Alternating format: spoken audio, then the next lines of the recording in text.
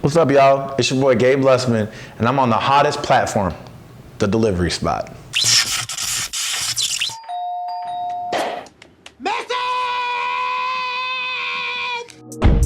What's the move? I just want your body, come on through. You got it bad, I want you. Give me something real, you the truth.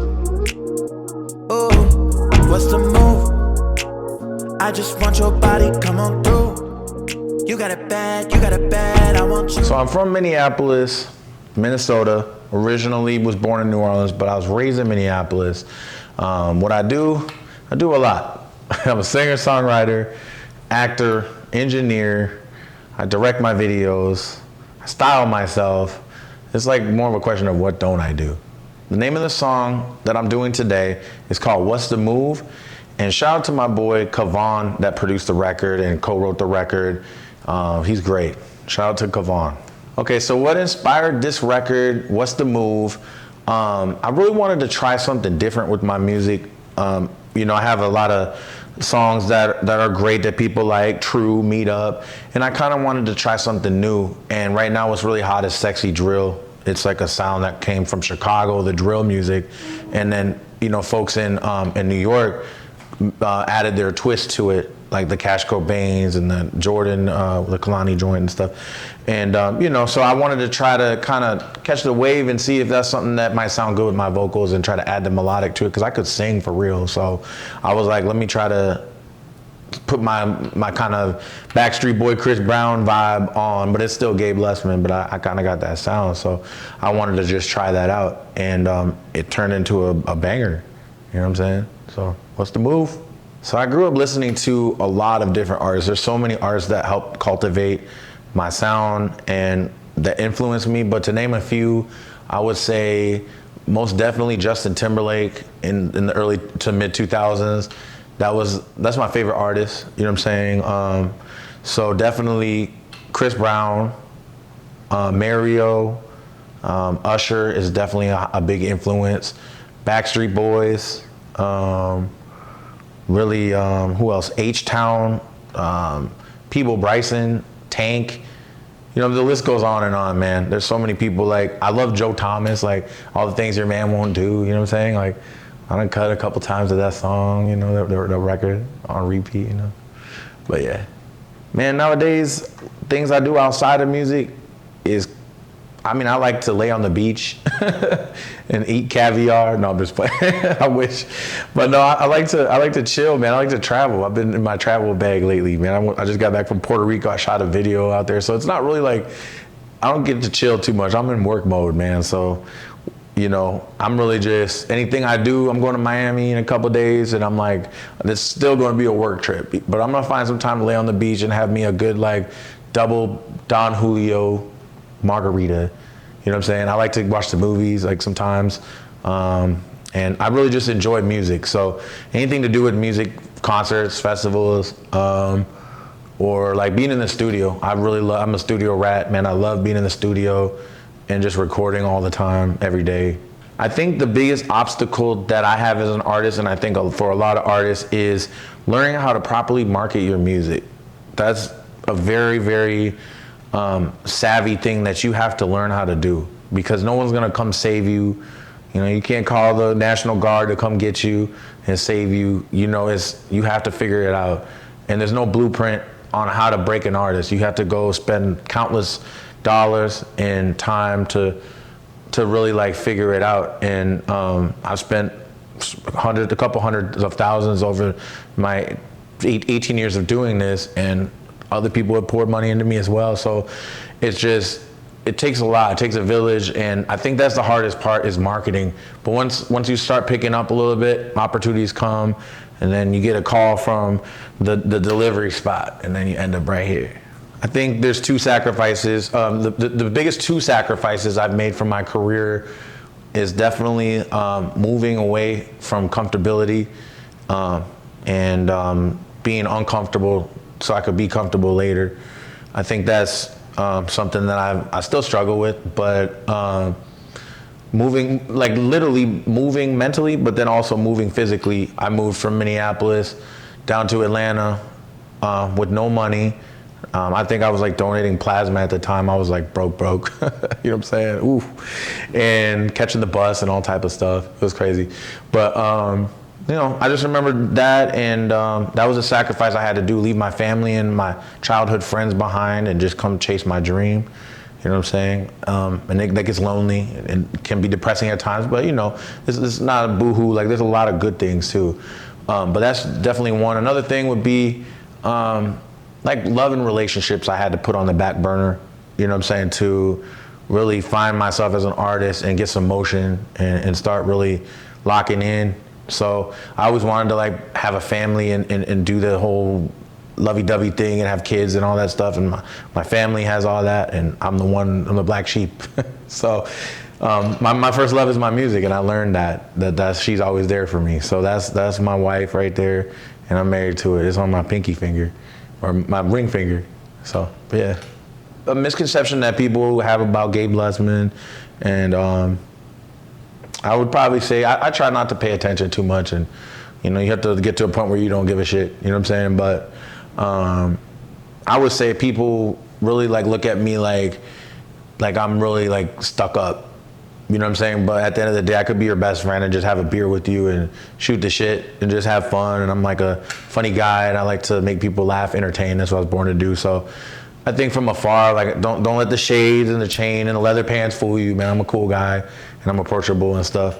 So a couple things that I have coming up, I'll go down like a short list of stuff I've done. Because one thing my manager Juice told me is, you know, if it's not like, I used to talk about stuff I did 10 years ago, 5 years ago, like, it's really irrelevant. Like, what the relevancy is what you've done in the last 60 to 90 days. You know what I'm saying? Because you're only as good as your last move. You know what I'm saying? So I would say the next things that the stuff I did in the last 3 weeks, actually, I just got back from New York, and I did a press run. I had a couple label meetings. Shout out to Atlantic, shout out to Epic Records, shout out to United Masters and Warner, and all the A&Rs I met with, the radio personalities. I went to Breakfast Club.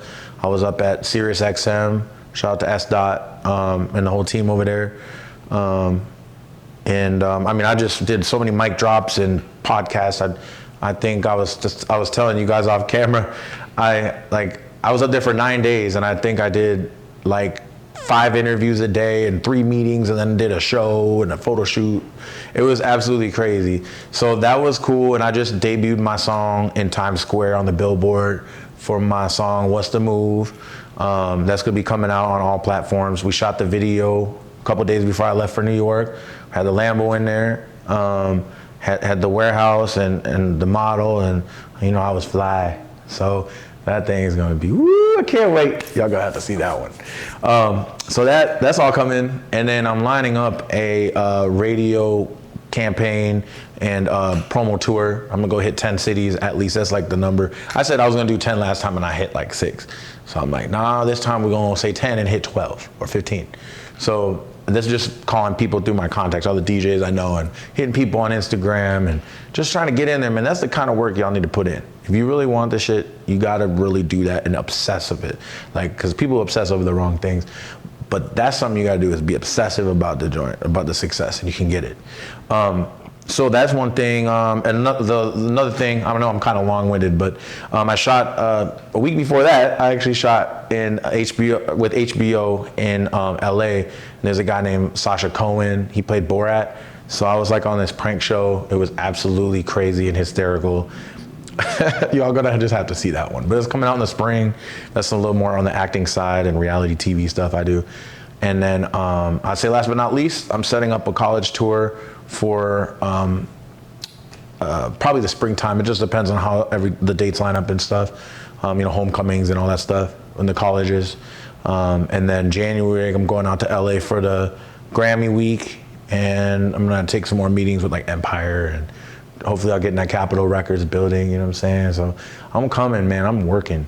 There are a few artists that I would love to collaborate with and work with, and I would say Chris Brown, most definitely. He's like the GOAT right now, and I definitely got to get something in with Kalani. You know what I'm saying? Her voice is like butter. I love Kalani's voice, man. I saw her live, and I got chills. I was like, dang. And I'm a real like critic, because I'm gonna definitely be hard on someone else, and I'm harder on myself. I'm like my own worst critic, biggest fan type thing. So yeah, Chris Brown, Kalani. I'd love to get something in with Tank, man. Jermaine Dupri, producers. Rodney Jerkins. I said Dupree. Who else? Like Jazzy Faye is a great producer I'd like to work with. Eric Bellinger, don't forget him. He's an amazing, prolific songwriter. I've listened to him since Rebirth, you know what I'm saying, since his first joints. So yeah, those are a couple people I'd like to work with. I'm not gonna give up 100% creative control just to get an opportunity. I think a lot of people, I don't think selling your soul is going and talking to the devil and cutting your name in blood or anything. I think you sell your soul every time you do something that it goes against what you're supposed to be as an artist. You know what I'm saying? All that selling your soul talk, I just think that's ridiculous. But it's just, one thing I won't do is just give over complete creative control to somebody and just be a puppet. Like, I don't think I'm gonna do that. That's not the move. You know what I'm saying? That's just not the move. We not doing that. Nah, I'm too dope. Man, one thing I tell myself every single day is just to keep going. Look how far you came. Like, self-affirmations are really important. And I don't do this in public, in front of people. I'm walking down the street talking to myself, like, keep going, like, not look crazy. But I definitely look in the mirror, or I lay in bed and I talk to myself. And I know that sounds crazy, but just affirmations, positive affirmations, like, man, you're good enough, you got this. Forget what people say about you, or people, like, you got to take the good with the bad. Like, just like you tell me I suck, which doesn't happen often, but if they say you suck, you got to take the you suck as much as you take the I love your music. So you got to be very neutral with that. And I just tell myself to keep going and be my own cheerleader. And I got to kind of mentally play games in my own mind to keep myself grounded and pray and all that stuff. It takes so much to get it, but we working. I got a couple of major shout outs, man. First of all, I want to shout out the delivery spot for having me here. I'm really grateful for the platform, and I'm excited to be here doing this in 90-degree heat with my leather pants on. And then I want to shout out my manager, Juice. He's been, he taught me like damn near everything I know. So shout out to him, love and respect. Shout out to Kavan, the producer. He's a great artist as well. And he helped me on this What's the Move song. He definitely put that thing together. I just watched him make it from scratch. It was like incredible. He's one of a kind. And then shout out to my boy Morris, you know what I'm saying? He took me out to the press run and really turned me up out here and got me in the Bronx, Brooklyn, taking me in the streets, doing open mics, taking me to the labels. I want to shout him out too, more bookings, shout out to him. So, and then shout out to my family. I love you all. And my fans, can't forget the fans. I cannot forget the fans, man. Shout out to y'all. One day I'm gonna come up with a name. I'm 18 years in.